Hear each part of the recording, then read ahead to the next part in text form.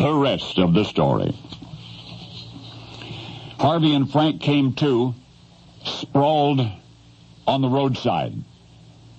The two teenagers had been thrown from Harvey Markham's Model T when the brakes failed going around a curve.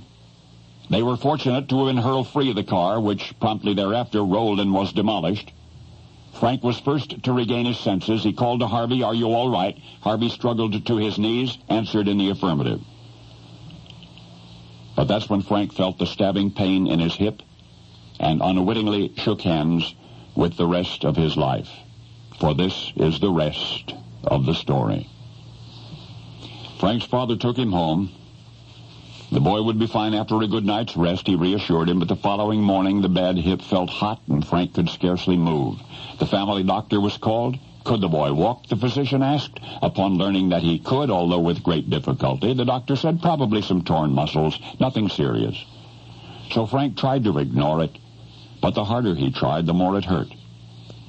A couple of days later, he limped into the doctor's office asking to be examined. No need, the physician insisted, just get some exercise. So Frank exercised to the extent that he was able, but the pain was debilitating now to the point that it kept him out of school. So, back to the doctors. Over the boy's protests, the physician explained that as long as he was walking, the injury must not be all that bad. And then he made a remarkable prescription, horseback riding. There was nothing in the world like horseback riding to get a young man in shape, the doctor said. Well, Frank's father owned a ranch, the 7-Bar-9, no better place to learn how to ride a horse. And that's how a Montana teenager with a bad hip was transformed into an honest-to-goodness riding, roping, bull-wrestling, dust-eating cowboy. The hip continued to ache, pretty much for the rest of Frank's life. It was not until years later, however, not until X-ray was available, that another physician discovered that indeed Frank's hip had been badly broken, but had healed on its own, but had realigned itself unnaturally. Nonetheless, it was a lucky thing that Frank's family doctor had suggested he learn to ride.